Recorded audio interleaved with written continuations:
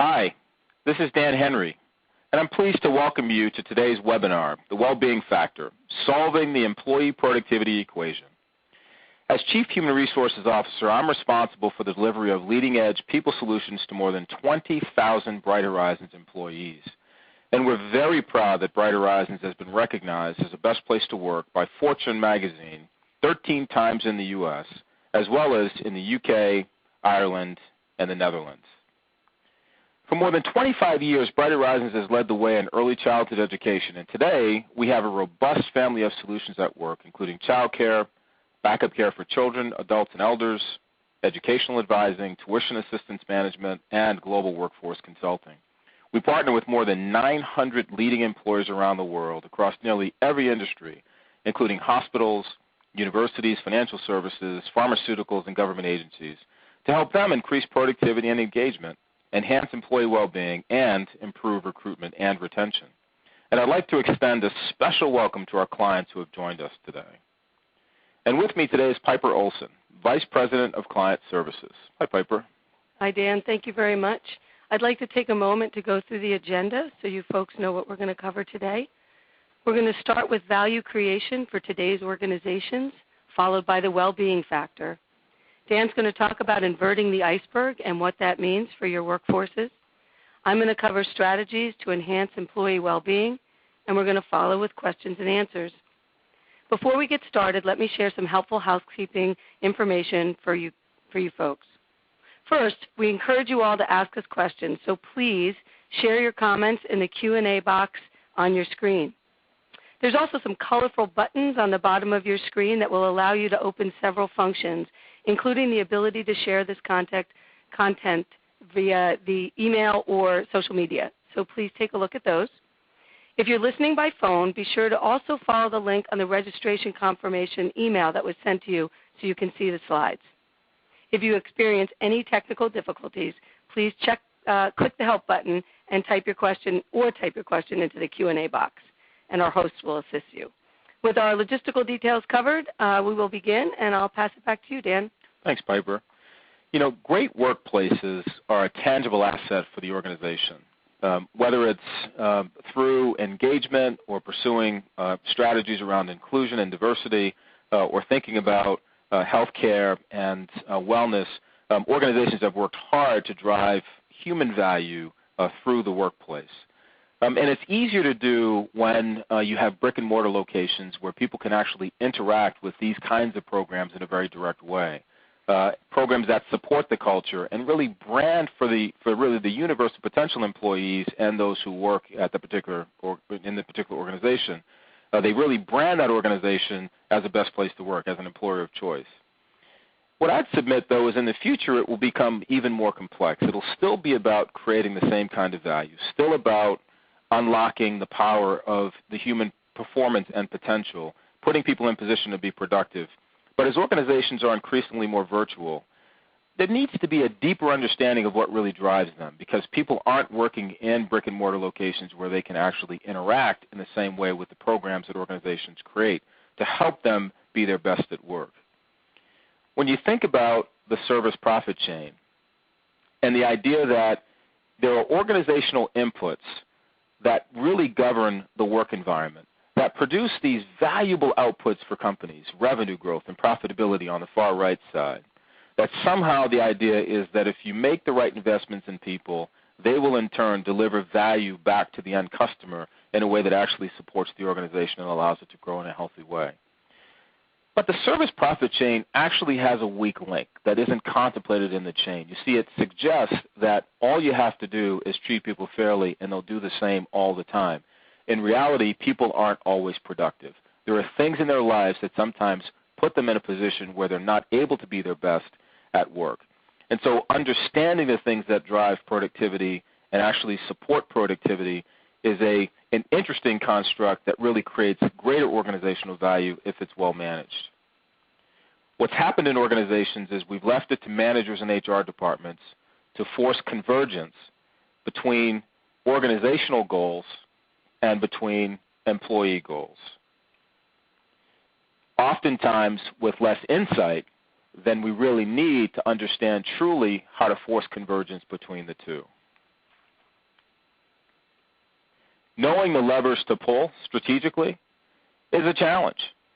And the dynamic environment we're in makes it even more complicated. There are these dynamics affecting our ability to create value in organizations, including things like supply-side labor gaps, where we're concerned, many of us are concerned, about having enough ready and available talent to meet our organization's needs as we grow.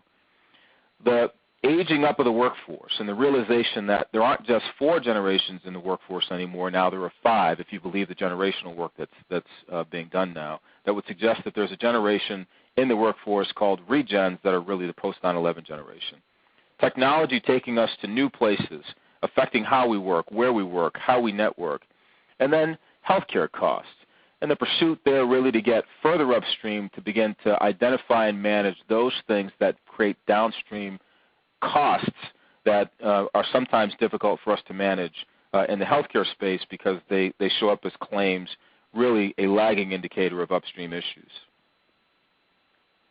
So understanding human performance is really the key. And if we're going to understand human performance, we have to understand how productivity is affected by the human condition. We know that there are these forces at play. And when people show up to work not ready to be their best, they suffer from something called presenteeism. It's a condition where they're at work but not ready to make their fullest contribution. Unmanaged stress, distractions, fragmentations in their lives, big and small, create this idea of presenteeism. It is a loss of productivity, simply put. We're not maximizing the value of a human performance or potential when somebody is in that state. But there are things that we can do. There are conditions we can create in the environment that actually add momentum. A focus on wellness is still good. Helping people to feel like they're optimizing their time and their resources is still important. Driving inclusion and work-life integration is critically important. Understanding engagement and generational awareness and having sensitivity around those things are really important. But getting at them is complicated and challenging, and we'd submit requires much better data than is generally available to us as HR practitioners and as organizations on the whole. Dan, when I started working 20-plus years ago, there was this bright line between home and work. I think you're talking about blurring that a little bit. Yeah, Piper, I am, and I think it's actually a place where we may have been led down the wrong road as managers. And maybe old school thinking worked, and it did work for many of us. We have great workplaces because we were able to balance that line and recognizing that it was very bright. I would suggest we have to blur the line. And I would submit to you that the data is on our side as it relates to really being able to and being willing to step across the line. So the questions really are going to change. It used to be that when I started my career, people would say people have to choose between work and the things that are most important in their lives. They have to make a decision. Either their career comes first or other things come first. And the other things really were a large bucket. Now what we're hearing from employees is they're saying, I will choose how the organization fits into my life. It'll be my decision to decide how to integrate or how not to integrate. And so that really gives rise to the notion that there is some value in this concept called employee well-being. It's the macro, all-encompassing platform. It's the macro, holistic view of people inputs that allows organizations to really unlock the potential and the power in their people in a new way by providing them with the supports they need or an understanding of the things that in their lives give them energy and drive their performance to new levels. It deals with things we don't always see at work. And what we've discovered is there are 5 drivers. And while well-being is not new, employee well-being we think has new applications for businesses. For example, giving a person permission to work at home is interesting and helpful as a strategy, as a program. But understanding that home is a supportive environment for the person to work is a part of how we look at it differently to unlock the real value of well-being. It's not just assuming the program works, it's really making sure that we get the right return on the investment by more deeply understanding the things that actually contribute to the success. And when you begin to explode this, you think about having an aging or an ill parent at home. That comes to work with people.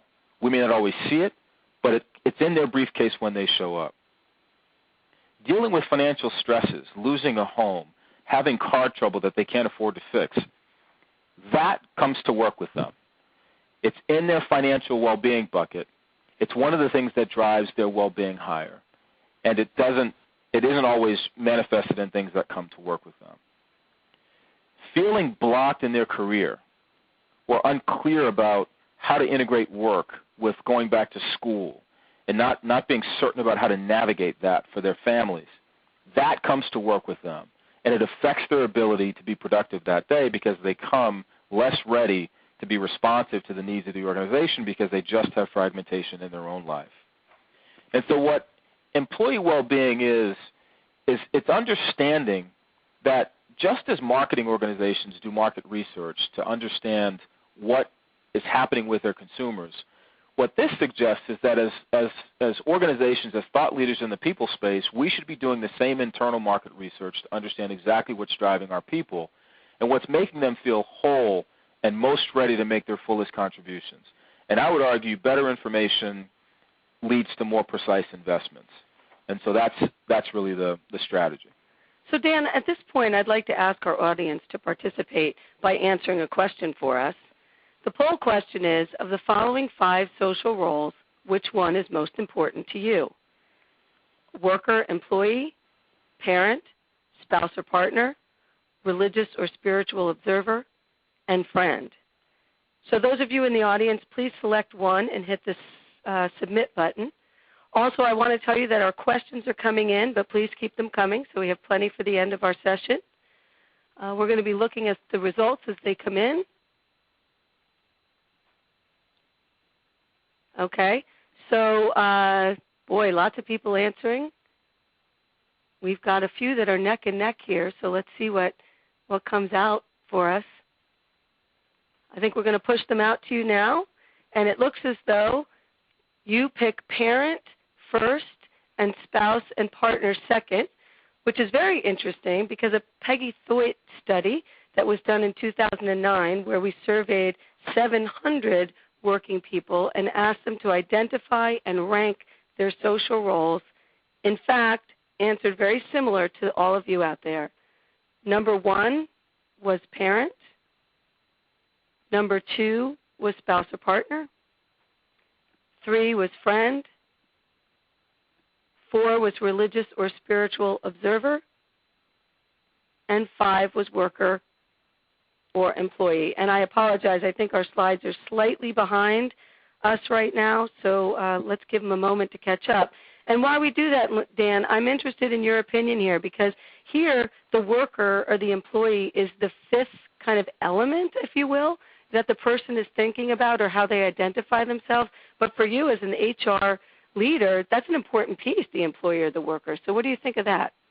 Yeah, it's critical, Piper, and I think it really supports the notion that we have to begin to recognize that our employees are like icebergs. And what we really are talking about when we talk about our employees is just the tip, that there is a depth of person that lives below the surface that exists really outside of work. And it's a better way to maybe think about employees as passing through work, not going to work. Maybe even thinking about them coming to work is an old concept. They pass through it.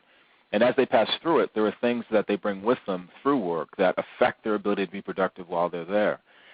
And really, so understanding in a more precise way what is really happening with them as they pass through work, what gives them energy and supports their contributions to the fullest is really critical.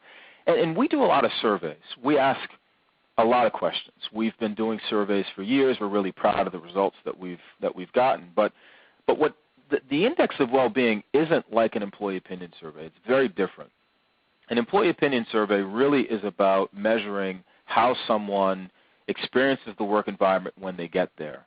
The index of well-being is really about them. We just simply are trying to understand what's going on in their universe, reflecting the fact that they are first a parent, a spouse, partner, a friend, a religious observer before they get to us as an employee. We want to understand the depth of the iceberg, not so that we can solve all of those challenges, but so that we can understand where we can help them solve challenges, because we know there's a detrimental impact on productivity when stress is left unmanaged. And so it's really about shifting the equation. I think all of us would take sustainable and predictable productivity and contributions over those that aren't sustainable. And so the reality is what we're after is SP, not P, being that we want productivity to be sustained. That still has a lot to do with the environments we create. Great workplaces matter. They just do. But people aren't going to be able to engage with the programs we have and the systems we create because we're just relying now on much more virtual work. And so we have to have environments that are expansive enough to contemplate that. So we can give people the ability to make their greatest contribution.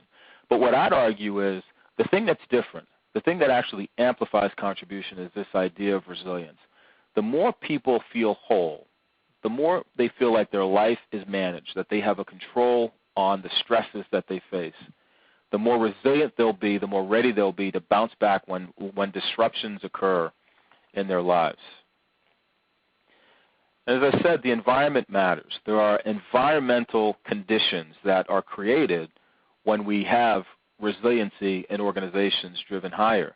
People say they're more creative and imaginative and enthusiastic, that they have more collegial relationships, that they're more ready to make their fullest contribution at work.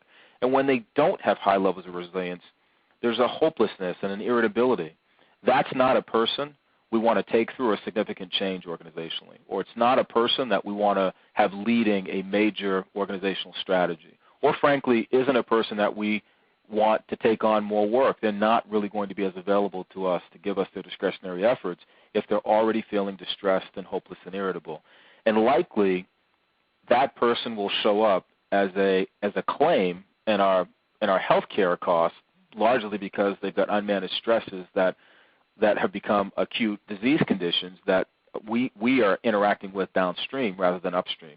If we could just understand the sources of those stresses and help them manage them better, recognizing that a lot of them live in the deep part of the iceberg, we can have a much more meaningful impact. And so wading into this with data is really the key. And it also reflects the reality that productivity is not a constant, that it actually moves over time, and that when you actually have more resilience in your workforce, what you get is you get a very different productivity line. We know that things happen in people's lives, flat tires on cars, accidents on the way to work, sick parents, childcare breaking down, concerns about their neighbor or their neighborhoods, disruptions in their family. Those things occur, but as they occur, they do have a detrimental effect on productivity. But what this potentially does for us as organizations is it gives us information about how we can help people bounce faster and higher by solving some of the things that, frankly, we don't have really good programs to support as employers generally. We don't have good flat tire programs, but we should recognize that flat tire, when it's added to a bunch of other unmanaged stressors in people's lives, might be the thing that, as they say metaphorically, breaks the camel's back for that person. And so understanding how to help people manage even those small stressors is a really important part of overall well-being, and I think really truly unlocks the full potential of people.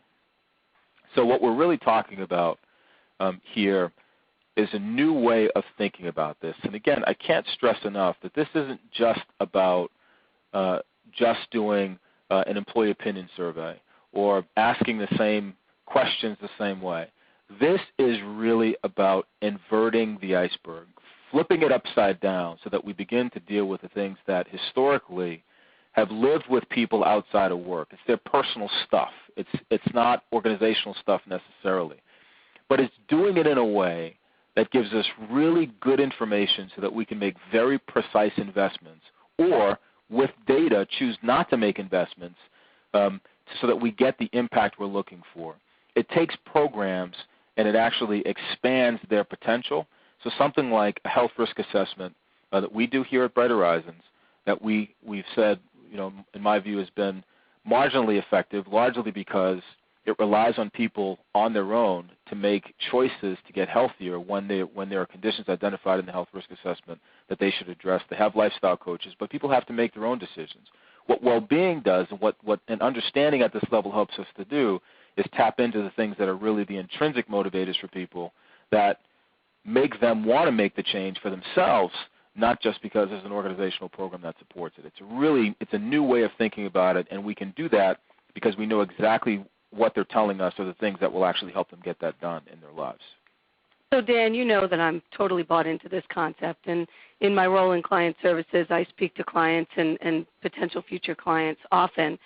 But what I'm hearing from some of the senior managers that I meet with is that they don't feel that it's comfortable to ask their employees for this. If they ask their employees about their well-being or what their needs are, will it open a can of worms? They don't want to be the employee's parent, and they're afraid to raise expectations. The task seems too big, and then I always hear, well, where do you draw the line? Where does it stop? Yeah, I think all good objections. And again, it goes back to maybe what we've been taught as organizational leaders for lots of our careers, that there is a bright line between home and work, and we need to only blur the line as it relates to work-family supports, but we shouldn't go much deeper into things that really truly are people's issues.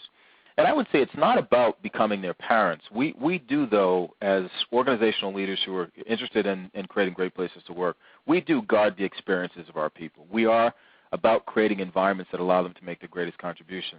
And why not understand that with better data so that we can make more precise investments? The potential is huge here. It's immense if we can really get at what are the intrinsic drivers of well-being for people, because we know that there is an economic value to productivity that for the organization is a huge benefit. And to the extent that people feel whole and can always make their full contribution, even through periods of disruption, that benefit is actually enhanced. And, frankly to me, there is a new line being drawn. And whether we recognize it or not, I think any organization that has, over the last 5 years, put a social media policy in place to govern what's said in the electronic universe is already recognizing that there is a new line, and that people are taking us to places that are beyond the places we've been when we were just dealing with traditional brick-and-mortar workplaces. They're very dynamic now. People have work information on their phones. They're constantly interacting. And an experience at work that is a good experience can be told to a network of 20,000 very quickly, equally fast if it's a bad experience. And so having a deep understanding of exactly where that new line is, it's a blurry line already. So why not wade into that pool with really good information and data rather than being pulled into it the way that many of us are being pulled into it now by policies? And some might argue if it's a negative experience, it would go twice as fast and twice as far. So you have to be concerned about that. Last September, Dan, you had us, employees of Bright Horizons, take a well-being survey. Can you share a bit with me and the audience about that? Yeah, and Piper, again, this comes out of this idea that we've been doing a lot of surveys. We're proud that we've been a Fortune 100 Best Company 13 times, but we just felt like there's more that we needed to learn about our folks, and so we went at this a very different way. We engaged Horizons Workforce Consulting, who developed a process to actually index well-being. And we had some really interesting findings for us. We learned there are 5 drivers here. There are things that, lots of factors, but 5 major drivers of well-being here. And again, employee well-being is the idea that people feel like they have systems, supports, controls to manage the unmanaged stresses in their lives to the point that they feel in control of their lives, feel good about their personal lives, and are able to make, as a result, their most full contributions because they're not fragmented. What we found is 80% of what drives that here has to do with issues at home in their personal lives, with their personal finances, and that those things, when well managed, create this idea, this sense of optimism and resiliency in people, and that if we can, again, increase their contributions by helping people be more resilient, we gain an organizational advantage, and our folks gain a real human advantage because they just feel more satisfied, which they say is actually a driver of their well-being. It fulfills them. And so we want to be supportive of that. We also recognize that we missed on some programs. So we've been spending a lot of time really trying to drive 401k investments in a very programmatic way, and we'll still do that. But what our folks told us is they weren't engaging with us around 401k the way we wanted them to, largely because for many people, they said that they're not happy about their own ability to manage their finances, unrelated to anything we're doing. And frankly, in some ways, I think, in hindsight, we probably were making them feel badly because we were telling them they should be investing for the future and they were saying, but I don't know how to manage my savings and my spending right now. So they felt like they were missing out on something they should have been doing because we were speaking at them through a programmatic lens because we were only asking them questions about what was going on at work. We weren't recognizing that they passed through work, and there were these life issues creating stresses for them. And now we're talking to them about how we can help them manage budgeting, learn the skills to do that, reconcile ATMs with checkbooks.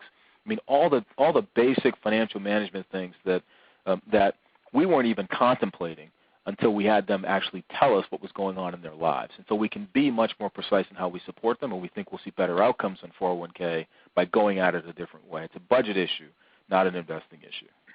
I think it is really interesting, Dan, and these results, different than our employee opinion survey, also affect how I work with my colleagues and how I manage my team as an employee of Bright Horizons. So you've made this a priority, so talk a bit about that. Yeah, I mean, well-being isn't new. There are lots of forms of well-being. There's lots of conversation in the general space about well-being, but we would just argue that the business applications for well-being, for employee well-being, are new. There's this opportunity to really unlock even the work that many of us have done in the engagement space, trying to get at discretionary effort by focusing much more on the whole person. Because it isn't enough to just be engaged at work. We know that what happens when people are feeling fragmented is even the most engaged people will sometimes show up and they will demonstrate presenteeism just because the life issues that they count more important than the work for them show up. And those things show up and affect their ability to contribute. And the data is really there to support the value back to organizations, that when people are engaged, organizations enjoy higher levels of productivity than when people aren't fully engaged.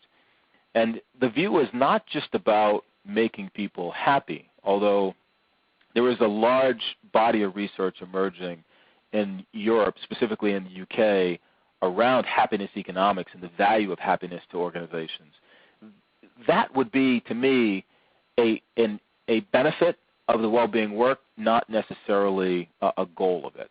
Frankly, it's much more about putting people in position to be productive and to feel like they're making their fullest contributions at home and at work, acknowledging that their lives aren't all lived at work.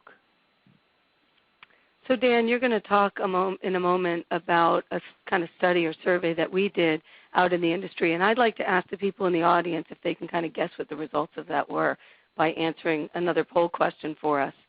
So those of you out there, the poll question is, what is the most important contributor to employee well-being? And again, our slide's a little slow, so I apologize for that. I'll wait for it to come up. What is the most important contributor to employee well-being? 1, satisfaction with your personal life. 2, resilience, humor, or optimism. 3, job satisfaction. 4, financial well-being. And 5, health and wellness. Again, we'd like you to pick one and hit the submit button, and we'll start to tally the results.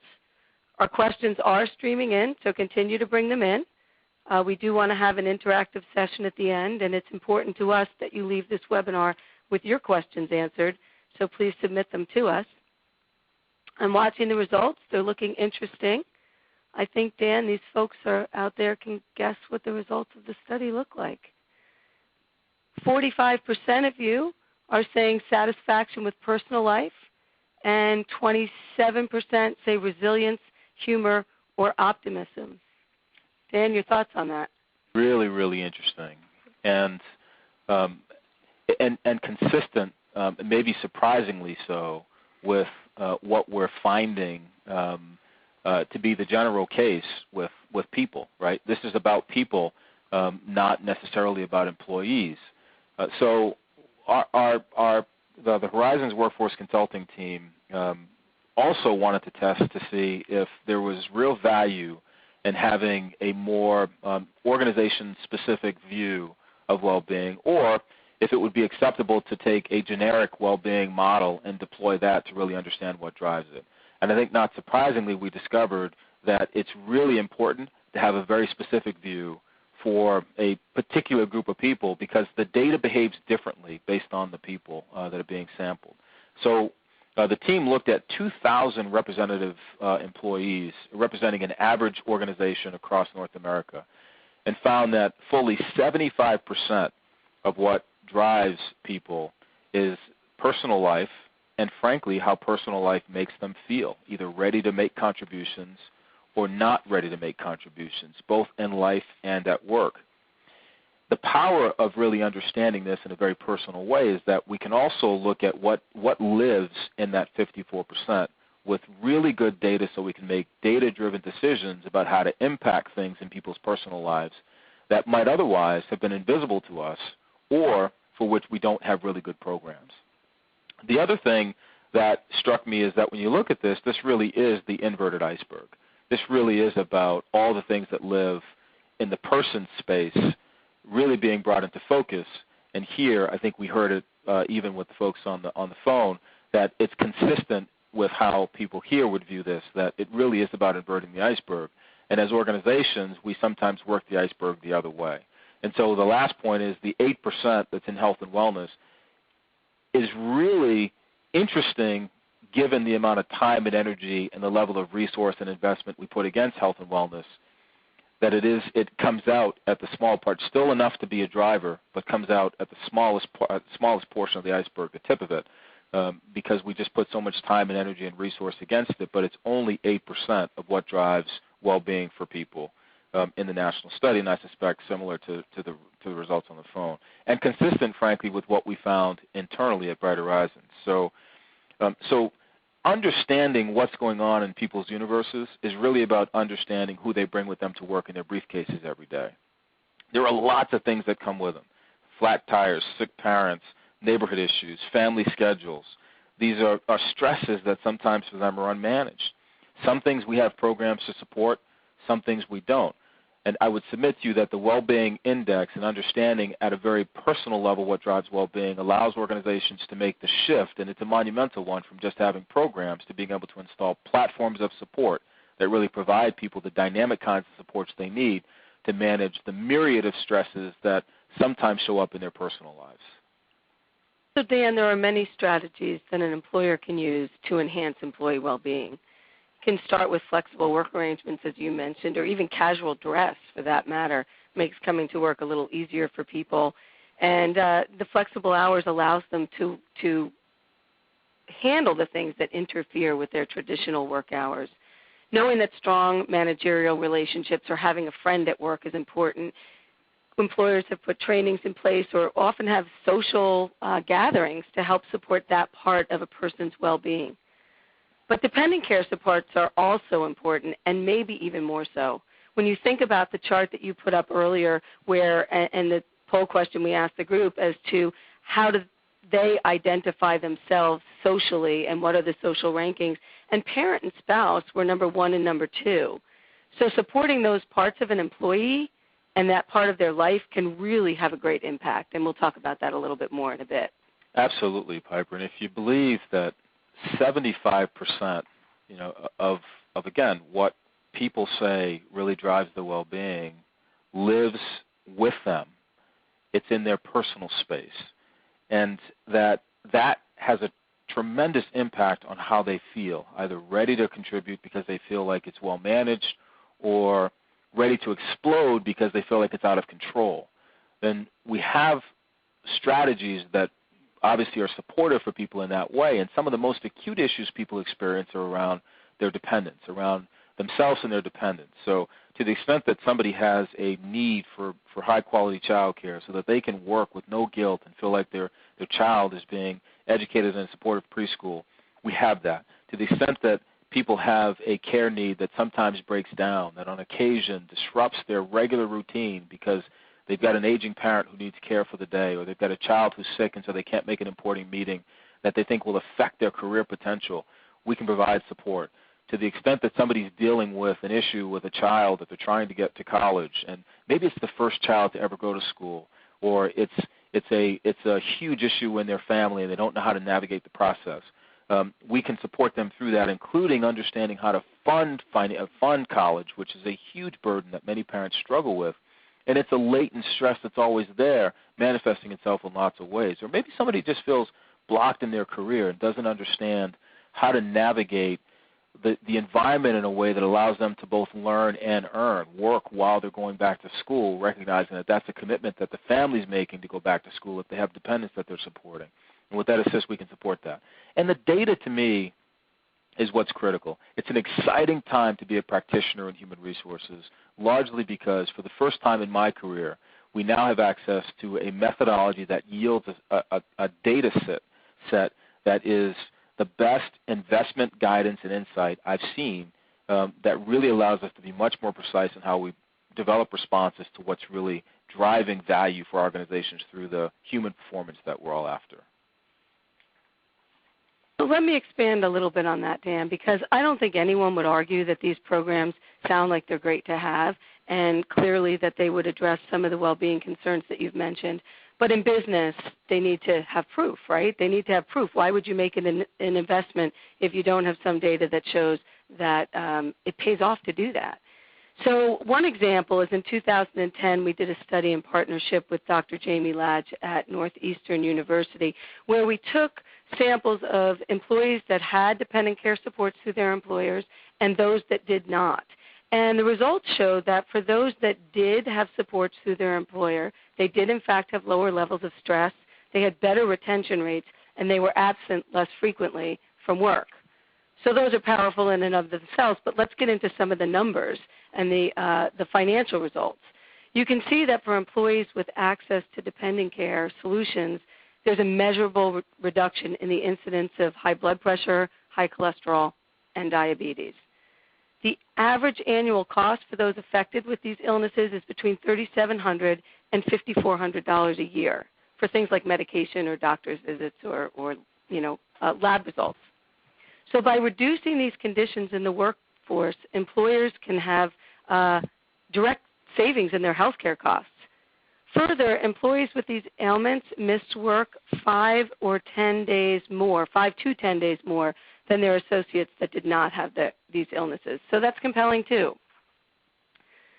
So, Dan, disruptions happen and they can't be avoided. But when you think about the service profit chain that you talked about earlier, you were saying that kind of relies upon the fact that people are going to be productive. But disruptions are real. They happen at home, they happen at work, and they can't be avoided. So, for example, if your spouse is caring for your children and they're going to the doctor for a day or for an hour and they can't bring the kids, that's a great example of where they might need backup care. Or their father's caregiver is taking a week vacation, or the nanny calls in sick the night before, which is the dreaded call that nobody wants. And it impacts your life and it impacts your ability to get to work. But the impact of the disruption can be minimized if the employer puts tools in place that allow the employee to bounce back quickly and be resilient. So I want to talk about that a little bit as it relates to the Bright Horizons family of solutions that you talked about. So if we talk about high quality, affordable child care, for example, it's hard to find today. But imagine you're a nurse who works in a hospital and you have to work a 10 or 12-hour shift. If your employer puts an on-site child care center on the campus that has a 14-hour day, then you're not worrying about piecemeal solutions and who's going to pick up your child before your shift is over, and you're certainly not worried about, is my child going to be sitting on the curb because the child care center is closed? Or think of it another way. You're a call center employee and your employer has put a child care center on campus, and their tuition strategy is such that you pay a level of tuition that is in line with what your household income is. That's not only a stress reliever, but it supports both the family and the financial portions of well-being. So this study here on full-service child care does show that when an employer creates a supportive, high-quality, affordable child care center, the reduction in voluntary turnover is on average 45% from those who use that center versus those that don't. And what I love about this study is when we looked at really highly customized programs like the 14-hour hospital day, those employers saw a reduction in voluntary turnover of up to 89%. So again, compelling information that helps to build a business case for our friends out here that might want to bring this forth to their leaders. On this next study, Dan, what I like best is how it relates back again to those social roles, number one being parent. And so this chart talks about if you satisfy the need for secure daily child care, and even backup for that matter in some cases, then people can focus on their job. So the third bar down here says that 3/4 of the people with customized child care are able to work their scheduled shifts. So clearly that's great for the employer, but it's also a great relief for the employee to not have to struggle about that or be embarrassed about it. And the first one I like too, because this one talks about that presenteeism that you mentioned earlier. 90% say that they can successfully concentrate on their job and be productive. So as a manager, you know, it might look like your employees at work, they're sitting at their desk or they're on that conference call that you're on. But as you said earlier, are they just there in body or are they there in mind and spirit as well? So backup care continues to address the family and career portions of well-being. And for me, Dan, this was really important today because I was traveling to Watertown to do this webinar knowing that I needed to leave New Jersey before my son's child care center opened, and I was going to get home after it closed. So with Backup Care Advantage, I can bring my son up here to Watertown and have him at the center right across the street. So not only is that peace of mind for me, of course, but it allowed me to even be here today. Oh, and my husband was traveling, so that's what allowed me to be here today. So the study here talks about that. It talks about what happens when people have breakdowns and how much backup care do they need. So it says here that people who need backup care typically for their children, their child dependents, need on average 11 days of backup care a year. And those of you looking at the chart might see the number 5.6, but I annualized that here to 11 days. And interestingly, elder care is double that. Kind of what we find with elder care is that it's not a day here or a day there, but it's kind of consecutive days in a row when people need elder care. And 83% of the people that answered the survey indicated that they had no other option.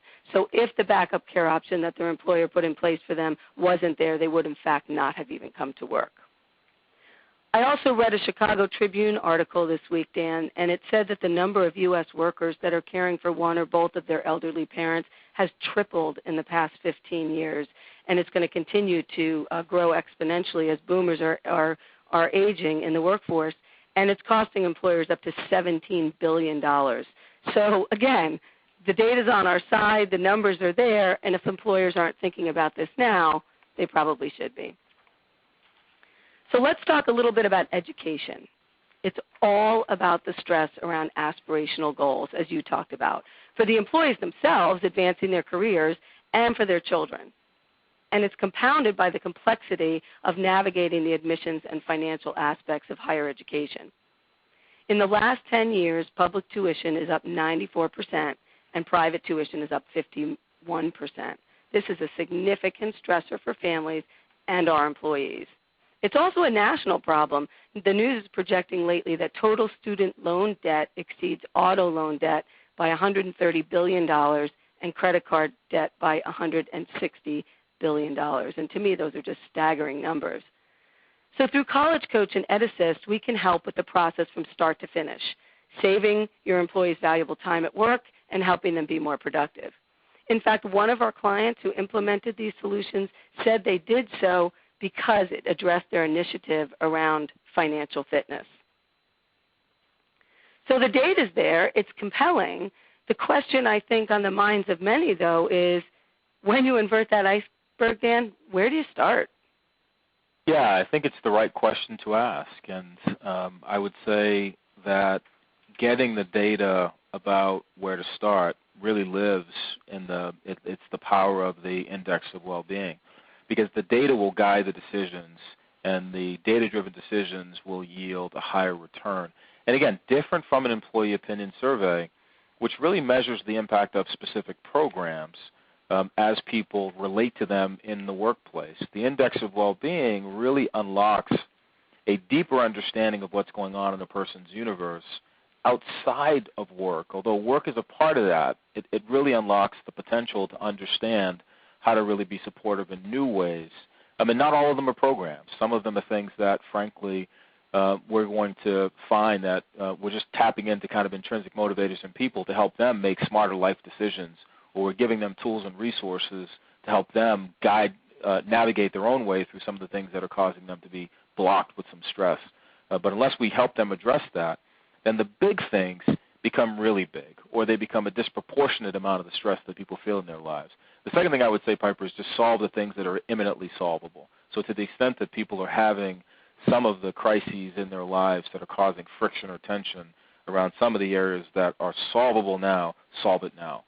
Because it will help people create capacity to deal with other disruptions in their lives that aren't as significant as having a childcare breakdown or having an educational issue come up that blocks them in a career or affects their child. But if those issues are unsolved and then somebody hits them in the parking lot and crashes their new car that they can't afford to fix, we'll see a spillover. Right. And that's really part of what this work helps us to understand in a deeper way. Well, it's exciting, and it's certainly exciting for me as an employee of Bright Horizons to work for an organization who puts this all together and inverts the iceberg. So I hope that we have the opportunity to work with some of our clients to do this as well, because it's certainly exciting and it's a nice adventure for all of us. We do have a question that came in from Joan, and I expected this question would come in, so I'm glad to see it.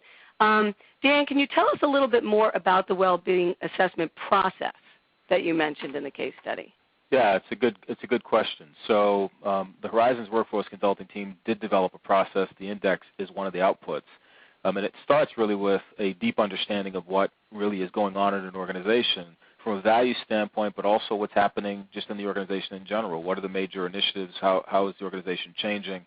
So that begins to frame a set of questions that allow the team to actually go deep in understanding what the drivers and what the factors are that really drive well-being for that particular organization.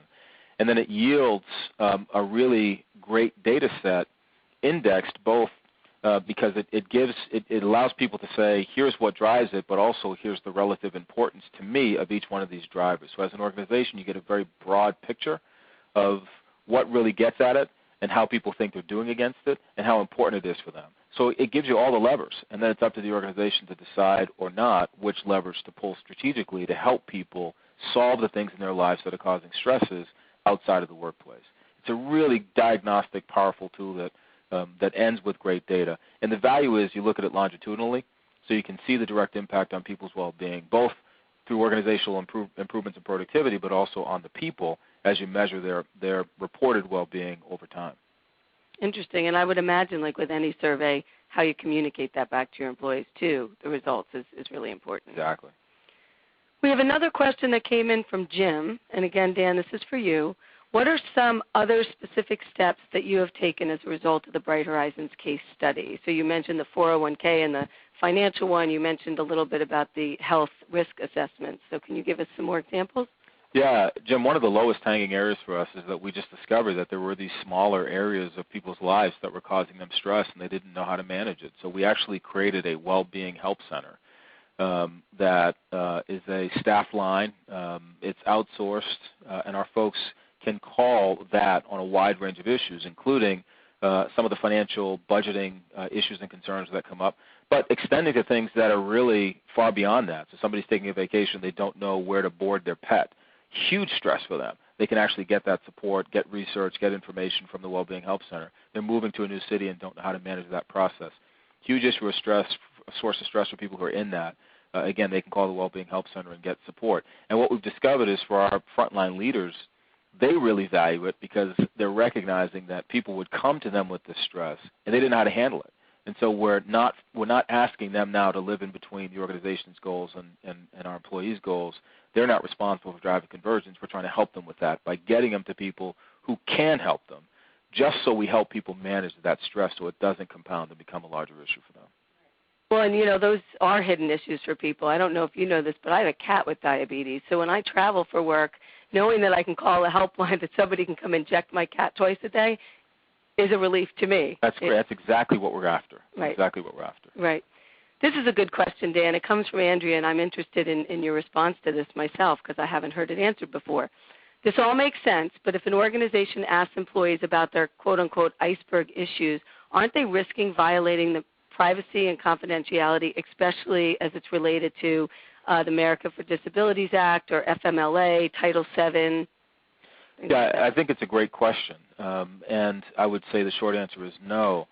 The way the instrument is designed, it's actually designed to be highly confidential with less demographic data than you would find on a typical employee opinion survey, which again reinforces the point that this is different from an employee opinion survey.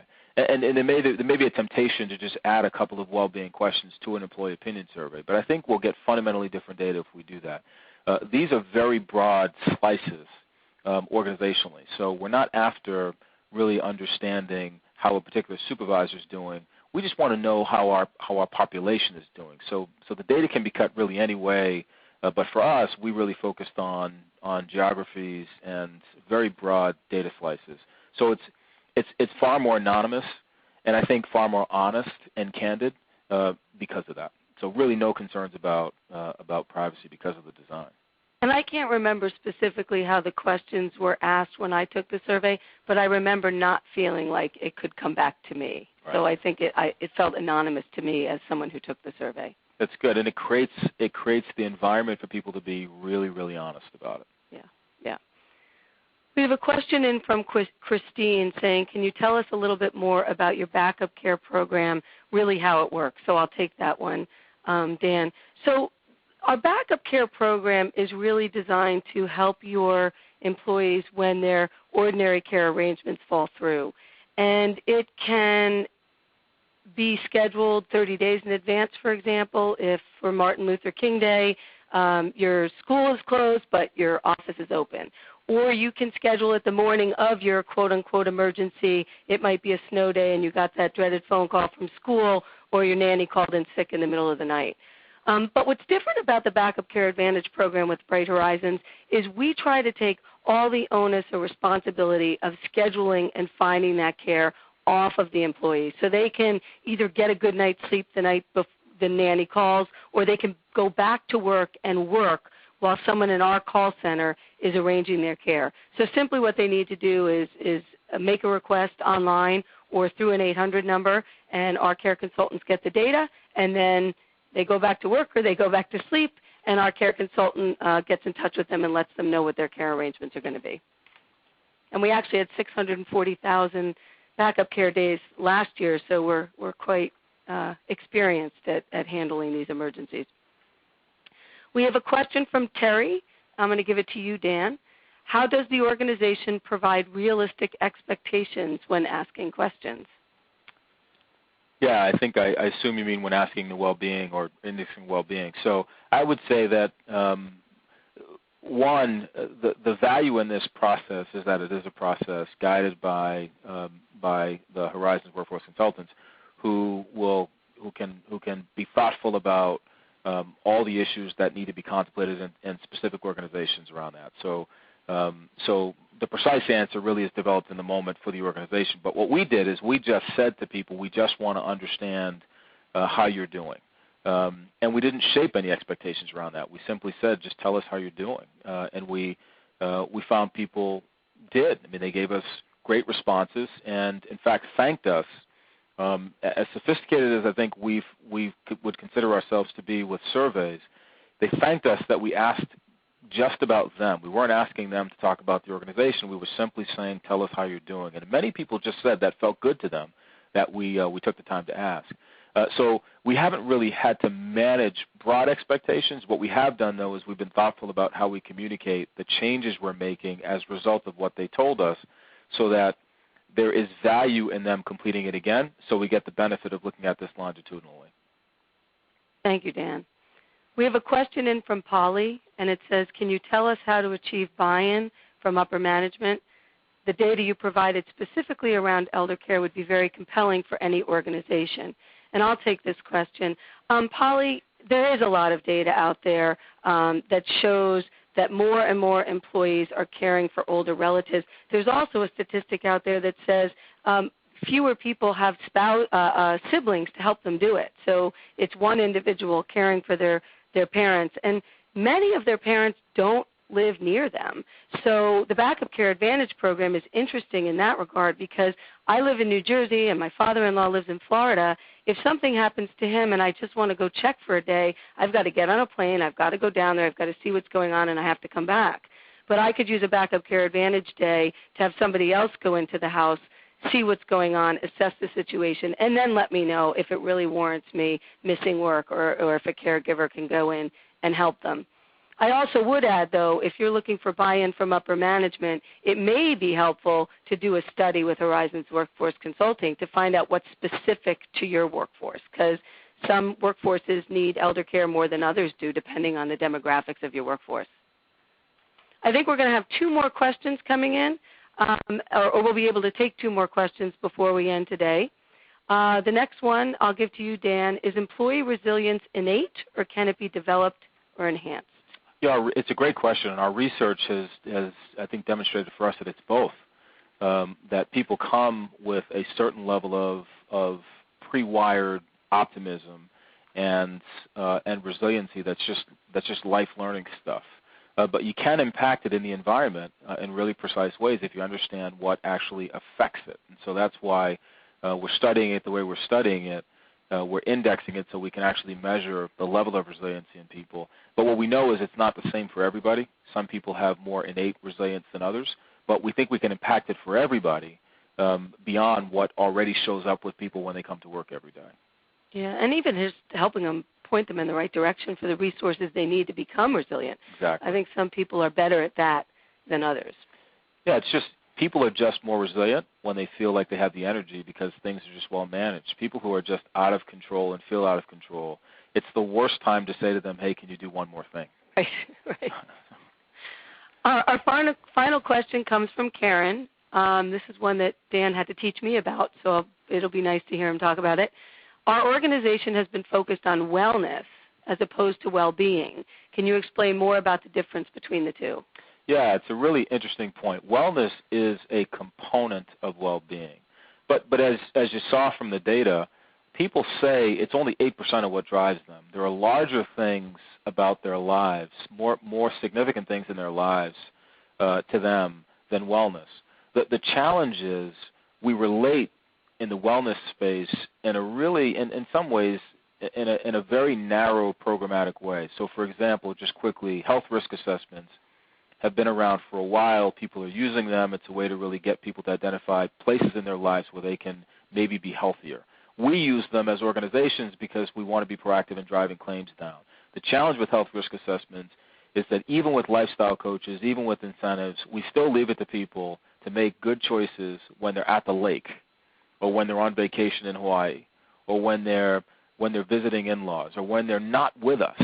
And until we can tap into the more intrinsic motivators for them to be healthy, we miss the real power and potential of unlocking real lifestyle changes for people. And so what well-being does is it actually shifts the conversation back to them. It's not about us trying to manage claims through a program. It's much more about them living healthier so they can play with their grandchildren. They can recreate because we know that drives energy. They can go to the movies with their friends because they're not so tired during the day because they've made poor health choices that they can't go to the movies, and we know the movies is important to them. It's really tapping into the things that are important to them by understanding what drives them, by doing the index, and then responding in a way that makes it much more about value for them than value for us specifically. It's fascinating to me. It really is, Dan. Thank you very much. I'd like to thank all of you for joining us today. We did run out of time to take any more questions, but if you look on your screen, you'll see there's an email address there, clientservices@brighthorizons.com. So if you have any questions that we didn't get to or you think about after the session, by all means, please submit them and we'll get back to you personally. Now, if you want to learn more about the content that was discussed today, you can visit www.brighthorizons.com/wellbeing, which is also on your screen. And there you'll be able to download the white paper authored by Dan and Lucy English of Horizons Workforce Consulting. The study is called Employee Wellbeing, an Essential Building Block for a High-Performing Workforce. Thank you all for joining us today. It was a pleasure talking with you.